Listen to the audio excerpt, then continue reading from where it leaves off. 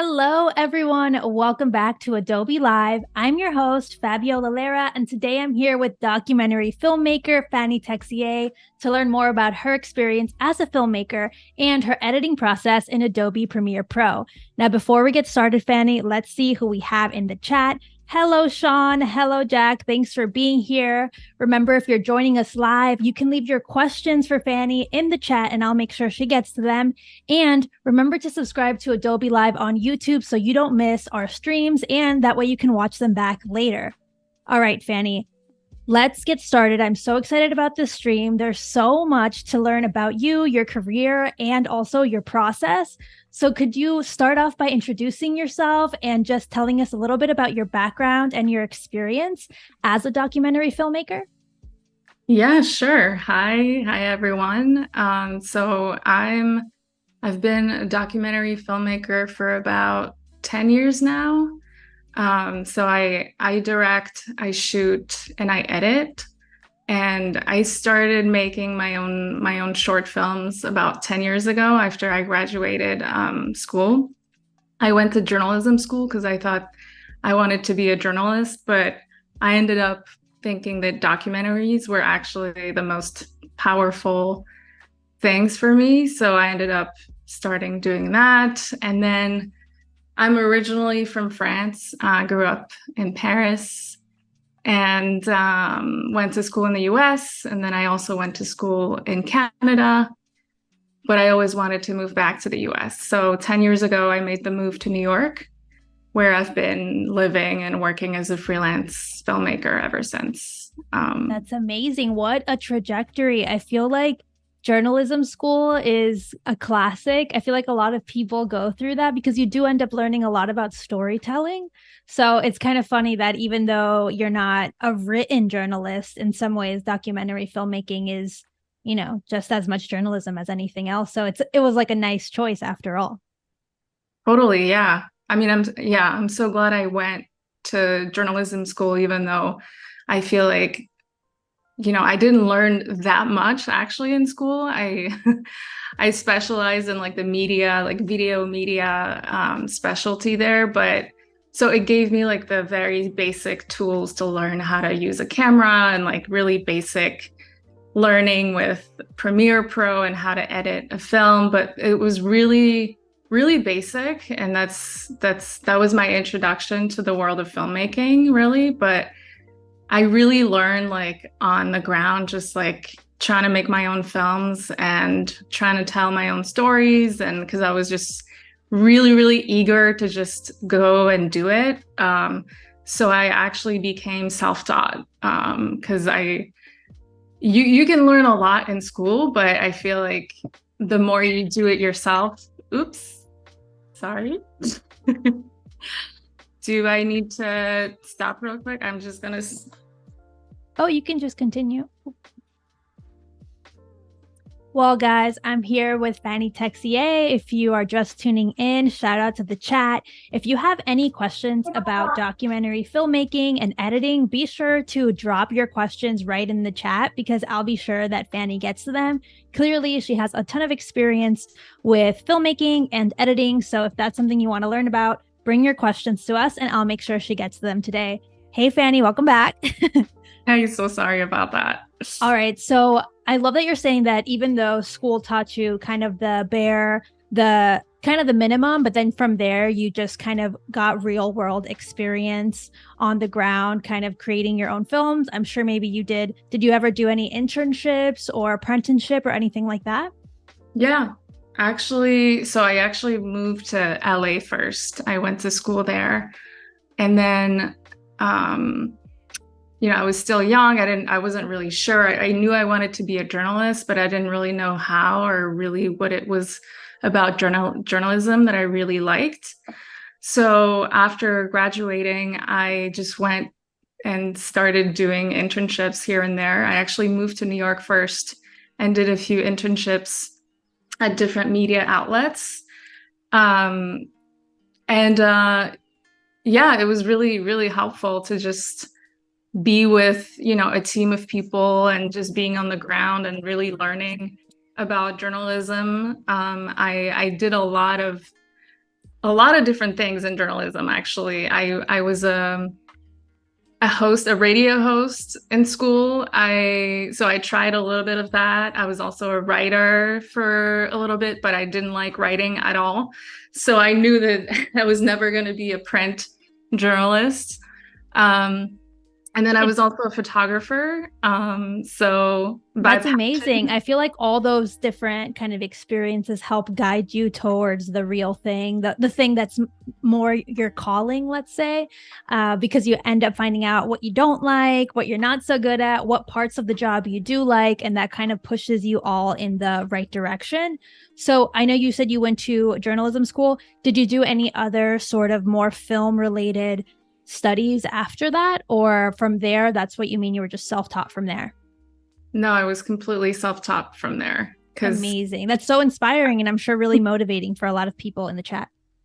yeah, I mean, yeah, I feel like you don't really have to go to film school to like a really expensive film school if you're really passionate. Like you can learn Yeah. on your own. You can really you really just have to be passionate and want to make a film, whether it's a documentary or a narrative or experimental or whatever it is. Like you just have to trust that it's gonna work out. So it Yeah, you takes just have to push yourself. You know, if you want it bad enough, you'll find a path. And I feel like that's exactly what you did. Yeah, that's exactly what I did after graduating high school. I was like so excited to just start my own like stories and my own projects. Even though I felt like I had so much more to learn, I still was like I had the drive. I was like I want this is what I want to do. I want to learn about people. I want to learn from people. I want to interview them. I want to make cool films. And so I just kind of did. And I learned so much along the way, just like by doing, just by going out there with a camera, making so many mistakes at first, not really knowing how to use a camera, just knowing the basics. Yes. And then just starting your first project and then learning from that first project and then going to the next. Just And growing and growing and growing as you go. exactly. Mm-hmm. And out of everything that you work on, because, you know, on your website, you have so many different kinds of projects. What do you think draws you to documentary film in specific, especially, you know, as we're talking about your journey through all these different internships and experience? How did you end up saying documentary filmmaking was for you? Yeah, I just felt like because from those internships, one of them was working for a news agency where I was like the camera person. So I went from this newsy world where everything is fast paced and you're interviewing people, you're filming people, but it's always changing really fast because Yeah. you really have to follow the news. And even though it was still like through video and through sound and making films, I mean, capturing what's going on. It was something about the news that really wasn't really for me because I just felt like it was too fast. You didn't really have any time to like sit with the footage and like sit with people and go deeper within a story and like the whole creative aspect and the whole creative freedom that you have as a documentary filmmaker, you don't really have with news. With news. Yeah, because you have to be so fast and you have to kind of make it all in a certain amount of time, right? With the news kind of schedule. Yeah, totally. I Yeah, can see that being challenging and limiting. I remember covering the presidential election in 2016, and I was working for AFP, a news agency, and I had to so I had to be like literally so fast. Like I was filming the campaigns and I had to, as soon as the interview or the press conference was done, I just had to be there with my laptop, with all my gear and just like sending the footage really fast and like Yeah. cutting something really, really quick just so that they would get the footage really fast. So that was Right. really stressful. And you were like, that stress is not my vibe. Not my vibe, no. Yeah. But it was a great school actually, because I I was just going to say you would learn so much there because you end up doing so much in a short amount of time, which I feel like is a big skill to have even later when you work on your own projects and maybe someone that you want to interview says, I only have, 10 minutes. That's it. Exactly. No, it was like such an amazing. And we have this question that came in from the chat. So from Sin Lagos, do you have any advice for doing interviews that helped you along the way? So that's a really difficult, interviews are pretty difficult to do, especially when you're first starting out. So I'd love to hear the kind of advice you have for that. Advice for conducting interviews? Is that the question? Yeah, for doing interviews. Yeah, conducting interviews. I mean, that's definitely a skill that I learned to grow along the way. Like it's you're not really good at it like right away. It takes time to practice and to master it. But I would say that it's really helpful when you're going to interview somebody that you actually have a maximum of information about their lives before actually interviewing them. So what I like to do with my subjects is typically have a pre-interview or 1 or 2 pre-interviews with them before going in an interview. I really like to build trust with my subjects, like before even like starting any sort of filming with them, just because it's really vulnerable for somebody to just like open up about their lives on camera. So it's nice to be able to build trust with them and to make them feel comfortable and to know if we're gonna be in the same flow where I'm gonna also trust them. So yeah, it's a lot of pre-interviewing first, whether it be on the phone or whether it's just hanging out with them prior to starting the camera. Interesting. I'm sure that would just building that rapport is always going to be helpful when then you bring in the camera and the lights and the mics and all of that just to get them more comfortable so that they're able to just give you the interview that's going to kind of make your film so much better. Now, moving on a little bit, what's your experience and background, particularly in the realm of editing? Yeah, well, so like I said, when I first started making my short documentary films, I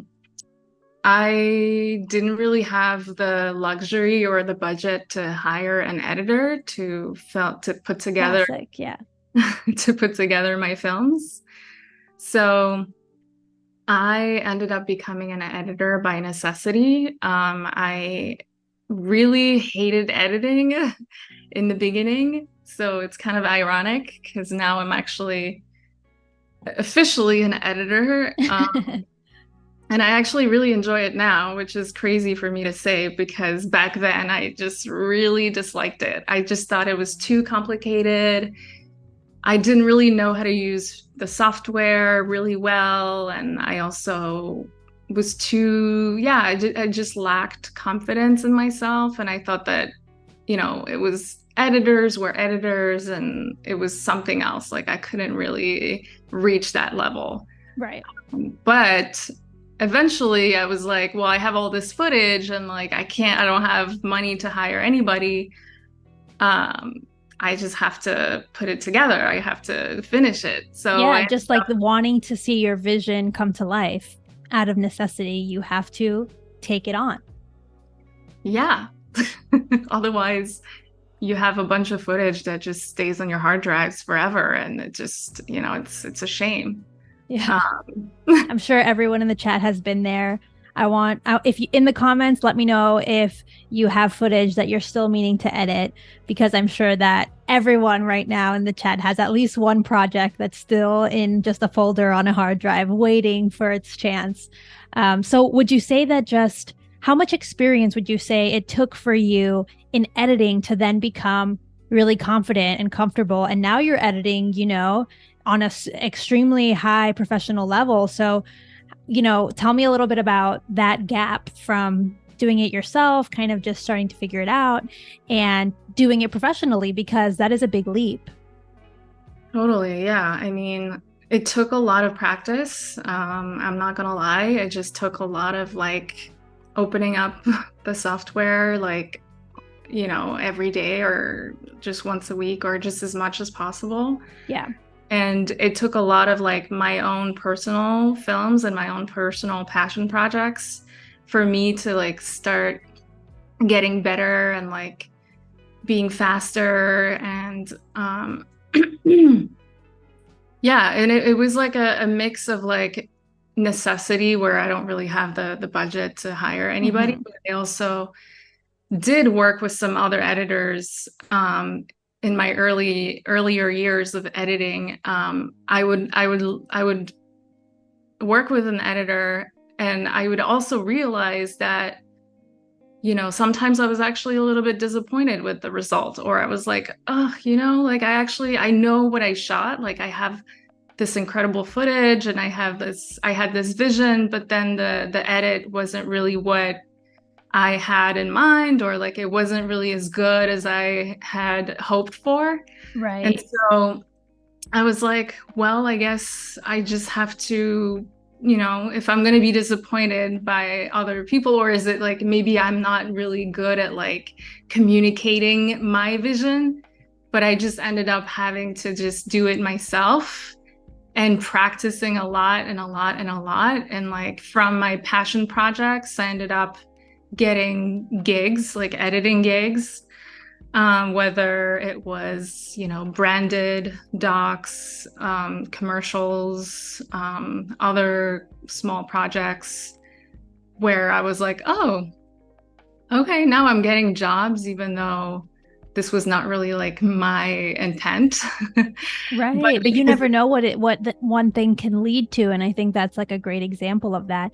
I think what you're saying too about how sometimes it's difficult to articulate to somebody else your vision. yeah, It's easier to open the software and figure out how to edit it yourself. And eventually, once you learn more about editing, you know exactly how to communicate what you want done because you know the process, how to make it happen in the software. And that makes you a better director, I'm sure, and a better just collaborator when you know more about the softwares that the editors are working with. So you know exactly how to say, hey, I want it to do this, like do it this way. So that as you grow, you're able to hand things off, eventually. totally. Yeah. I guess I'm better. I'm better now at communicating like how I want things to be. And but it still took like a lot of dedication and practice and again working on my own passion Yeah. projects because I had something to show. It's not like, believe me, I have the skill. It's, nobody's gonna hire you if you don't really have anything to show. So Exactly. it Yeah. took some sacrifice because when you're working on your passion projects, you have to make the time for it. You have to, invest some time, your own personal money or resources into it. But it's so worth it because it's like it's your vision, it's what you believe in, it's something that you hopefully are happy to show the world.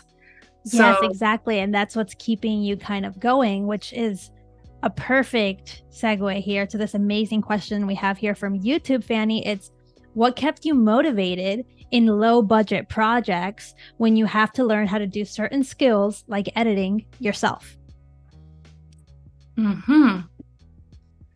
what kept me motivated? I guess I just I'm really like fascinated by people and by the stories that I hear. And so I just had this passion, since I was a kid that I was like, I'm gonna be either a photojournalist or, a documentary filmmaker. And so since I was a kid, I just had this vision and this dream that I would share people's stories. And No so matter no matter the budget, right? Like if you want to tell that story, you were going to do it on a low budget Or, I mean, obviously on a high budget, even better. Yeah, exactly. I guess I don't really think about the money. I just really think about like how to make it happen. Like the vision is always like, I just want what I picture in my mind. I just want it to become real. Like Exactly. I don't want to just talk about it. And yeah, this job is really hard because it does take a village sometimes to make a beautiful It's film. true. Hmm. But when you have so many restraints and you don't really have a budget, you kind of have to learn how to make it yourself. So I learned how to direct, I learned how to film, and then I learned how to edit so that I would just need myself to just make a film. Yeah, just have that ownership of like, I'm going to make this happen. So I'm going to learn every single step of the way so I can make it happen instead of sitting around and hoping that somehow magically it all comes together. You have to take some of that ownership and do it yourself. So I love that attitude. And I know you said in the beginning editing wasn't your strong suit, and now obviously it very much is. So what about editing do you enjoy doing now that you've kind of mastered it? And you found that you kind of like it as opposed to in the beginning where it was a big roadblock. Yeah, now I love the creative freedom I have. I love the power that I have because editing is so essential and crucial when it comes to shaping a story. Yeah. And I would say that a powerful film is, always has like a powerful story or a powerful point of view and it really helps to know how to edit well because yeah, that's literally where your story is being shaped. So in the beginning, I didn't really realize the power that editors had. Right. Because But it can seem like maybe they're just putting it together, like it's just technical, but it's really artistic. yeah, and I think I just had that realization when, because I was filming my own project. So I knew I had the vision, I was filming the whole film. And then when it came to edit it, I was like, wow, there's so many possible avenues for, like shaping the story and like, because Right. as a shooter, I tend to overshoot. Just I'm sure a lot of shooters also tend to overshoot. So you end up with so much footage. And Endless yeah, possibilities for editing. exactly. So like how do you use like the most impactful footage, but also how do you like build the story and how do you use music and sound and Right. whatever it is that you have accessible to you to make a powerful doc. And so yeah, now I actually love the power that I have in shaping a narrative because it's and you have a big responsibility too. um Yeah. It's like a creative, so much creative freedom and so much creative power, but it's also a lot of responsibility to the subject, the material, and all of that. So, speaking of having so much footage, right, of filming and shooting so much footage, can you walk us through your workflow when you're starting a new documentary project in Premiere Pro? What are the first steps you take to organize that footage? How do you handle it? Because everyone has a ton of footage. And I know, especially for you as a documentary filmmaker, you have so much. And how do you, actually make sure you're getting the best shots and all of that? Yeah, that's a good question. I guess over the years, I learned how to be extremely organized now that I've made a lot of mistakes along the way, and now I'm like, oh, okay, yes, this workflow is much better now because it allows me to be faster and everything is not confusing. It's very clear. I know where I'm going. So organization for me was really key, just how to organize the footage and then how to organize the project. Yeah. Um, Should I share my screen now or? Yeah. If we could pop over and you have an example of how you organize your projects, that would be amazing. Because even over on the chat, we have a question from JD Bush asking, what are some organizational tips you can give to a novice filmmaker? So I think this is going to be perfect. If we could just pop over to your desktop now, that would be amazing. Let's see. Oh, Fanny, do you mind just closing your Chrome window real quick? Yes. Great. All right. Now we're in. All right. So now we're looking at your Premiere Pro. So walk us through kind of the organizational workflow that you have set up that I'm assuming is for a documentary, but you tell me. Yes. So right now we're in the Finder window. I just want to show how I organize the footage. So I usually will copy all of my footage onto an external hard drive after I come back from a shoot.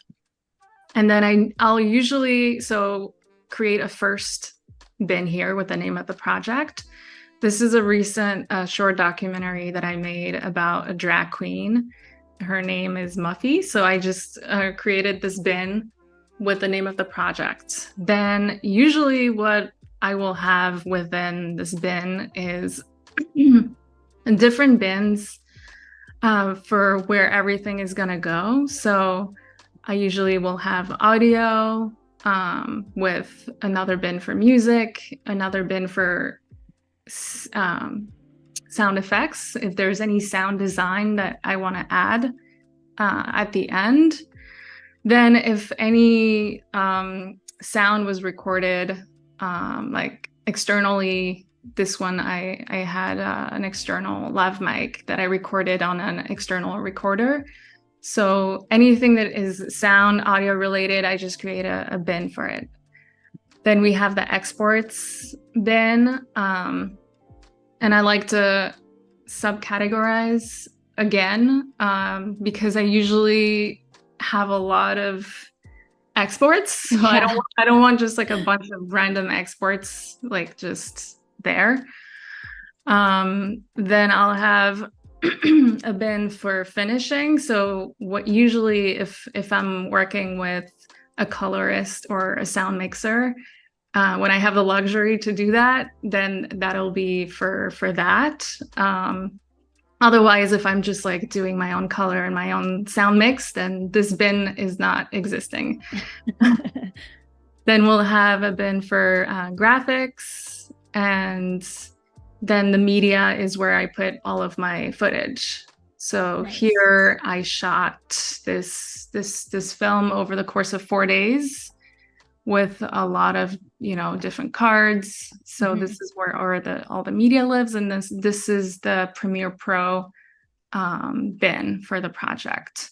Got it. Again, here I don't like to have like a lot of different Premiere projects like mixed up everywhere. So I usually have a current cut bin for like the number one project that I'm working on. So in this case, this is the project I created for today. And then I have another bin for old, which is kind of like the trash bin where I put all of my old projects, because I like to do a lot of duplicates. Got it. So like while you're working on one project, for example, this one, you will duplicate it and kind of do a different edit on that one and then pick one. Which one? Is that what I'm understanding? Yeah, exactly. Got it. Okay. So instead of editing like a million different sequences, you instead like to work by duplicate projects? Yes. And within those projects, there will be a lot of sequences as well. I imagine, yeah. But for example, this is helpful when you're working with other editors, for example.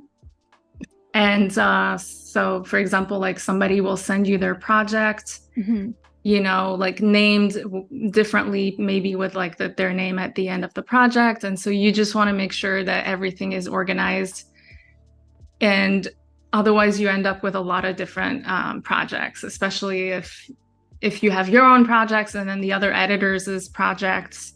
So I just like to keep my flow. Make it very clear which one is the one that we're all Yeah. prioritizing. Okay, I love that. And we have another question here from the chat, Fanny. A little bit different here, but are there any role models in your field that you learn from and get inspiration from?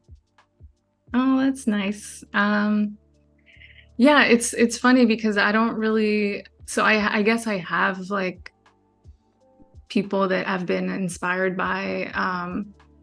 I don't really have like a mentor or anything, unfortunately, but I guess I have been inspired by filmmakers like Alma Harrell, who's a female director, and she started making her own documentaries, and now she's really successful. But she kind of like started also like as a one-woman band, doing everything herself, and I really really like her work and the way that she mixes documentary with a little bit of magic realism and like a little bit of narrative style. So that's just like one inspiration amongst all, others. But Yeah, that sounds like a good one. I'm sure everyone in the chat's going to go look her up if they're not already familiar with their work and check out all of the work that you're saying is inspiring you. So that's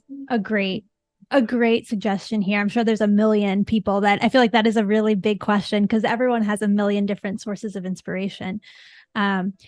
As a little reminder for everyone who's tuning in, I'm here with documentary filmmaker Fanny Texier to talk about her trajectory and how she works in Adobe Premiere Pro. So if you're just tuning in and you have any questions for her, like the one we just had, drop it in the chat and I'll be sure she gets to them. Okay, Fanny. So that's kind of your organization in Finder. How do you then bring that project into Premiere Pro? Tell us more. Yeah. So then I'll double click on this project to open Premiere. Boom. And then usually, yeah, I'll start organizing the project within the project bin right here.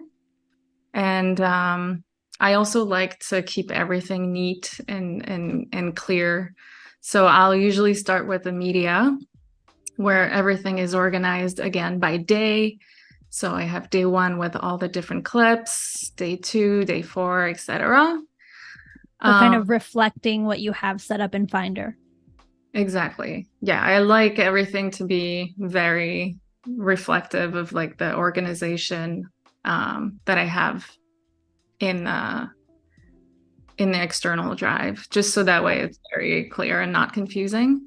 Yeah, that way you can find things later if something gets lost. And again, it's helpful when you're working with other people because then everybody's clear on what we're doing. So then I have a bin for sequences, then a bin for current cuts, because again, I'll have like a million sequences sometimes, and like I can be working on, different things, but the day that I'm working on one specific thing, I just like to have like the one sequence that's right there for me to find.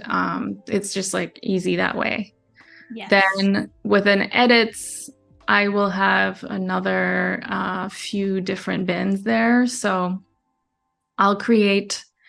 usually I'll start with the string outs, where I'll usually just put all of my footage back to back together in one sequence as a string out. So in this case, this one was just like an interview. I did 2 interviews, interview 1, day 1, and then interview day 2. Then I'll have an assembly bin for when I actually start assembling my cuts. And that's usually like the first stage of editing, when I have made all of my selects within the string outs. I usually put all of my selects in the assembly sequence. And then that's when I start shaping very slowly like the narrative or the story. I just love seeing how you go through all the different phases and stay so organized, because I think a lot of people get overwhelmed looking at like the final edit and then seeing all the footage and thinking, how do you go from all this footage to a nice, tight final edit? And, you know, you're showing us now that there's a lot of phases to that. And it is a bit of experimentation because you have all the different edits and kind of iterations of the same sequence, I'm sure. Totally. And I think that's what was really scary for me in the beginning when I started editing, was this overwhelming aspect of like, oh my gosh, there's so much to do. The story Yeah. could go in so many million directions, and there's so much footage, and like, so organization was really key for me. And just having the same process every time really helps you have a better vision of like what you're doing. Yeah. So so then assembly is kind of like the first step. Then I'll have a bin for the rough cut. So when I'm starting to advance in the edit, and having a more, I guess, finalized version of the cut. It's not final, but it's kind of like, this is the overview of like what I'm trying to do. Yeah. And then we'll have a bin for the final cut. Then I usually have a bin for the master. The master is when the color has been added and sound mix has been finalized. Nice. It's nice to have separate sequences for that in case you want to go back and tweak anything, right? You don't alter the final cut. Exactly. Great. And then Fanny, what are some of the key considerations you keep in mind when you're selecting and arranging clips to tell a compelling documentary story? Like, what is it that you're looking for? Because that's really hard when you have so much footage. Do you have any tips for that? Yeah, so usually my selection process is just like really like, I just follow my gut, and it's just guided by my intuition and how I feel. So, you know, like I don't try to make like too many selects, otherwise I end up with like, again, like a lot. Just as much footage as you started with, yeah. Exactly, but instead I just make selects by how like it makes me feel in the moment. If it's like a funny reaction, a funny moment, and I'm just like reacting, I'm like, okay, this is good, I'll select that. If it's a really compelling moment when the person is becoming emotional, or there's something like that makes me feel like I'm gonna cry right now, Yeah. like, yes, then obviously that I'm gonna select that. And then I'll just select like the most beautiful shots I can find. So just a mix of all of that to kind of then use as little puzzle pieces for your edit. Exactly. Wonderful. And if you have more questions for Fanny about editing, this is the time to get them in, everyone. Drop them in the chat. I'll be sure she gets to them. Another thing I was curious about, Fanny, do you have any favorite keyboard shortcuts or little hacks that you just like to do when you're going through this process? Because it is quite time consuming. So anything that you want to share with us would be amazing. Yeah, I mean, honestly, like I just use the same shortcuts all the time. Like I Command C and Command V are just like the most basic, but that's what I use all the time. One thing that I learned like kind of late in my editing career was this shortcut called A, which actually takes all of the footage that is laying in one sequence. So for example, okay, so this is an example of just like my final cut right there. And this is what like a final, like the reality is a final cut sequence has so many clips and parts and layers. So this is a great example for using the shortcut, I think, that you're going to share with us.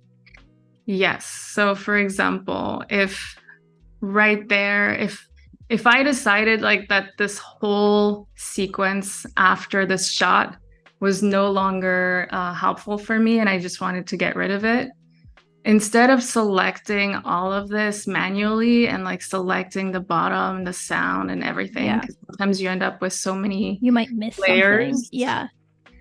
You just like press A and then you'll see those two arrows appear. And then you just click wherever you want the footage to start. And then it'll take everything after in just one click. Yeah. It'll select everything from all the layers. That way you don't have to be worried that maybe you missed something. I think something interesting to note too is that sometimes it can take too much. So if you're not careful, it'll take your entire adjustment layer. You might. Yeah, so if you don't want that to go away, you just press Shift. Oh, sorry, you just press V again. Then Shift. Then you click on whatever, like the adjustment layer, for example, and then it'll become. It'll unselect that layer for you. Exactly. And if this part, I still want this part to be there, then I also Shift and click there. Perfect. Yeah, I think that's really handy. And I think it's common to at first just do it the drag and click way, which seems really effective. But then after a while, when your sequences get really, really tall, it starts to be not so easy anymore, not so simple. And it's nice to use those shortcuts. I have an amazing question here from J.D. Bush. What criteria do you use when deciding whether or not a project is worth making? It's a big question. When a project is worth or not making, what's your criteria? I mean, I guess it's very subjective. Like personally, I'm just really interested in very specific kind of films. Like I like to make portrait films about people, so like very character driven, because I feel like interesting characters and interesting people will always catch the audience attention. So if you have a really compelling person and a really compelling character who has a really compelling story to tell, then I feel like that in itself is really powerful, because it'll shape your entire like story and film. You will want to like relate to this person. You know, if you put yourself in the audience shoes, you want to be able to relate to the person you're watching, or, you know, whoever you're watching. So I feel like a compelling character and strong character is really important for me. Then I also really like humor. So I like to include some sense of humor if there's anything funny in there, because I just think that humor is also really powerful. And the element of surprise is also really, really powerful in storytelling. So when there's a surprise, whatever it is, you know, like if you don't expect something to happen in the story, that also will help in terms of like keeping the audience attention and the viewer's attention. And then also the visual aspect. Like I really personally, I love really strong visuals, and I love color. I love a really beautiful cinematic shots. So I feel like that also for me is what will help tell the story and will help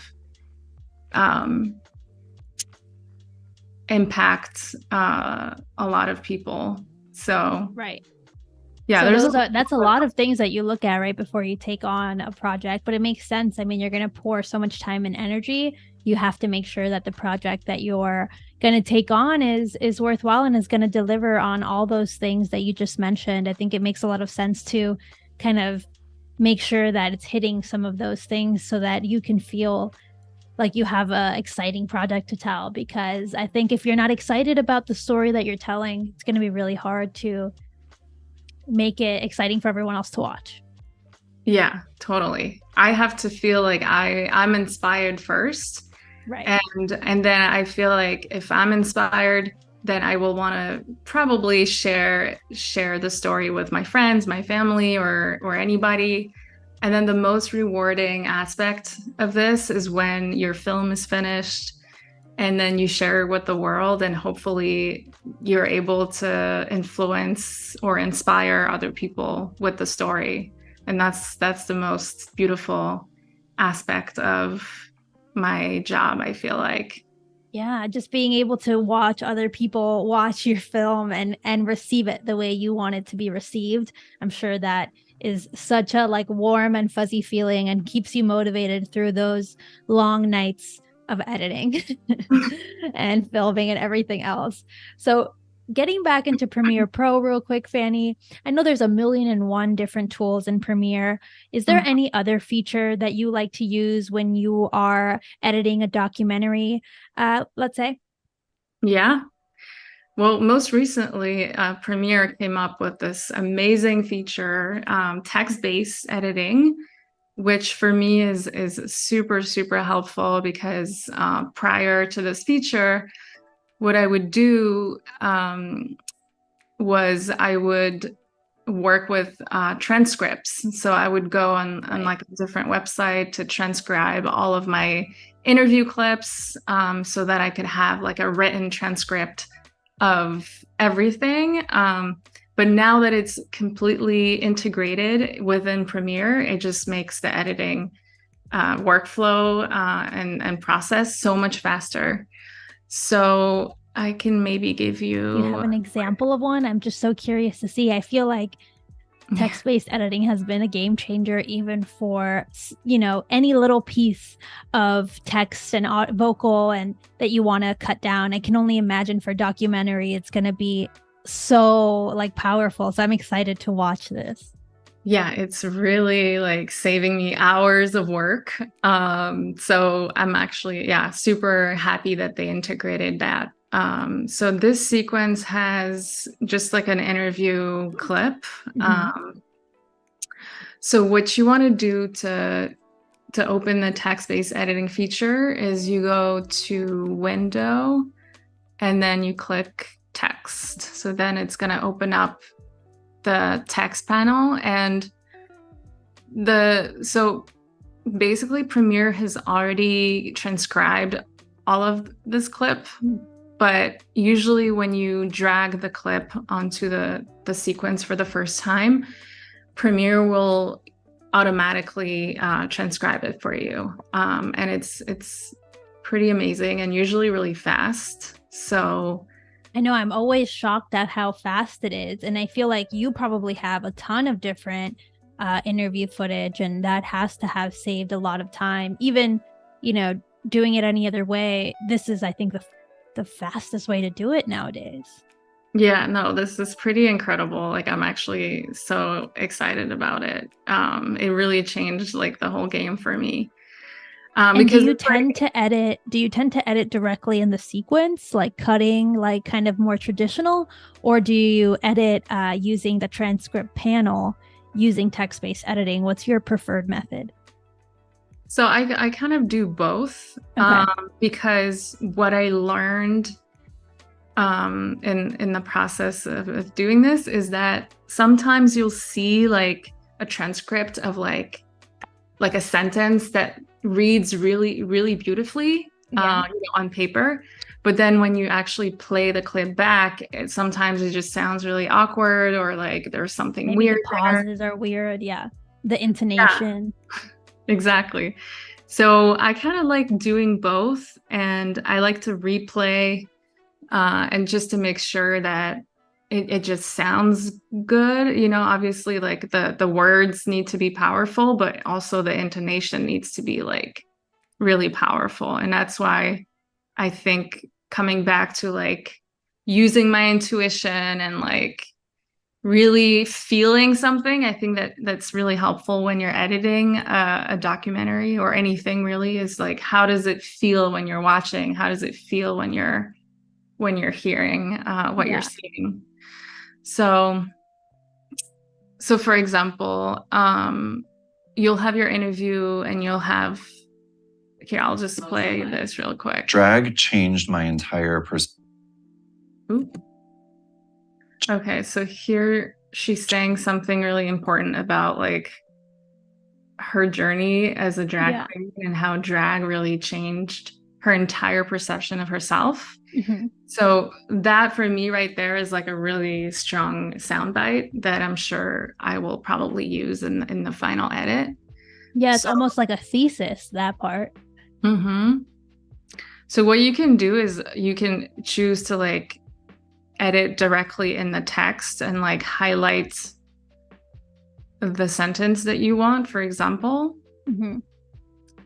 Or you could also just like edit within the sequence and like use the razor tool right there, and then like you normally would. Okay. Exactly. And can you show us how you do it with the text-based drag edit? Like just highlighting on the yes, in the transcript panel. So okay, let's say this sentence. So I guess I'll just copy it right here later. So you just highlighted, copied, and now you're going to paste it later in your sequence? Perfect. I just pasted it right here just to show you. That's great. Drag changed my entire perception of myself. So powerful. And but I also love how you're able to just select those little bits of the transcript and start building a sequence that way. It's so intuitive. And like you're saying, if you're working a lot with your gut and your intuition, this is a tool that really kind of plays into that, because you're able to just pick out the parts that make sense to you. Yeah, and it's literally just as simple as like editing a Google document, really, because you're just like highlighting words and like copying and pasting. It's so fast and helpful. Yeah, and you can even delete. So it's just like more of that document editing kind of style. Yes. And one other thing that I really love about this feature is that you can actually search for specific words. So for example, after you've watched like hours of interviews, sometimes you're like, I just remember this moment in the interview that was like really powerful, but I forgot where it is. So instead of like re-watching the interview and like losing so much time, you can just type in a keyword. So like, for example, drag, and then it'll highlight every time she said drag in the interview. That's amazing. And then you can quickly just scan through and see which of those statements or sentences are useful for your edit. Yeah, right here it says like she said it 12 times. So then you can just click down or up to see where she said it. And it's like, honestly a miracle. Text-based editing is our miracle. And we have a question here from Stian asking if it's possible to export the text to closed caption files for YouTube or for any other closed captioning thing. Is that something you've ever worked with? If it's possible to export for export the captions. So you have the transcript. I'm sure it is. I just don't really work with closed captions a lot, so I wouldn't want to give you like a definite answer on that. well, I'll chime in. You definitely can export for closed captioning if you just hit those three dots, right where it says this after the search bar, there's three dots.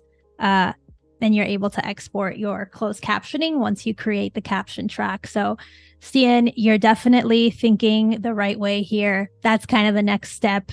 But at first, you can use it just for editing, like Fanny's showing us now. And then a very popular question, real quick, because we don't have a ton of time here, from Stian, and it also came in from Victoria. Guess the question. What camera do you use? A classic question. I'm sure you use many, so maybe just one. Yeah. So I have a C300 Mark III, so a Canon, and I like to use cinema lenses just because I really love that cinematic look. So obviously, depending on what lenses you use, you're going to have a different look and image. So For this one, I used anamorphic lenses, but obviously those don't, I don't own them. I just had to rent them for this project. Otherwise, so anamorphics are cinema lenses, but I also like to work with Ingenue lenses, which are also cinema lenses. They're like specialty lenses and they're zooms, which is really helpful when you're working like run and gun and documentary settings. Wow, there's a lot of different options. I think I can tell from the kind of storytelling you're compelled to create with your films. You're definitely going for a more cinematic look. And so using those higher end lenses when you can, even if it means renting them, or the cameras that you said you owned yourself for other kinds of projects, it makes total sense. And now you guys know, I know everyone is always nosy about gear and curious about gear. So thanks for asking. Now, Fanny, that's all the time we have for today. Thank you so much for sharing your workflow with us, for sharing, your background and your experience with filmmaking. I'm sure so many aspiring filmmakers out there right now are feeling motivated and excited to get out there and create their projects. So thank you for your time. And thank you for tuning in, everyone, and dropping in your questions for Fanny today. Be sure to check out her work at fannytexier.com. And don't forget to subscribe to Adobe Live on YouTube so you can catch the next stream and replay this stream if you want to get all those tips all again. Thank you, everyone, for your time. Fanny, thanks for being here. Thank you so much. Thanks, everyone. I'll see you on the next one. Goodbye.